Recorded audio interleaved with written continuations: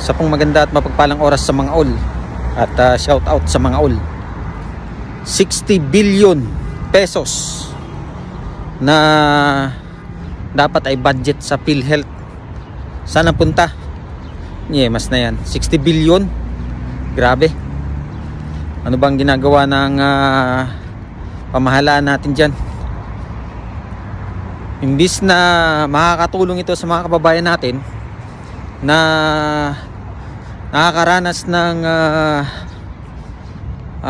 medical issue, no? Ay napunta daw ang 60 billion na yon sa non-medical.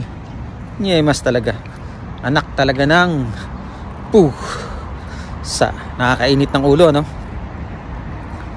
Akalain mo pang medical dadalhin sa itatransfer sa non-medical. Yan ay pakana diyan sa Kongreso, diyan sa mga namumuno diyan, sa mga kurakot. Grabe, mahiya naman kayo. Para yan sa mga kababayan natin na nangangailangan ng tulong pang medical, tapos kinukurakot nyo. Grabe. Baka balikan kayo dyan sa mga pinaggagawa nyo, di ba? Marami tayong mga kababayan na nangangailangan ng tulong pang medical, pangbili ng gamot, pang ospital. Tapos ngayon ay gagamitin nyo sa non-medical. Mga ungas talaga, no?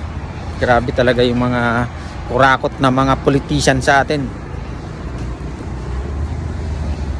Handa-handa nyo na sarili nyo dahil siguradong may balik yan.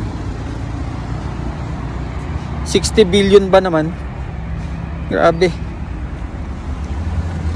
Ano yun, pinagati-hatian na lang para ibulsa. Kaya dyan sa mga politician na mga kurakot dyan, ihanda nyo na sarili nyo dahil ang balik ay mas matindi. Mas matindi. Diba nga in order na ng Supreme Court dyan sa mga namumuno dyan sa bansa natin, ano? Na ibalik ang 60 billion sa PhilHealth. Yan, dapat lang talaga ibalik nila yan, no? Dahil para yan sa ating mga kababayan, para sa ating lahat yan. Ay nako, grabe ang politics sa atin ngayon. Ang problema kasi dyan, no, mahina siguro ang ating pamunuan. Kaya hindi sila natatakot. Kanya-kanyang kurakot kumbaga.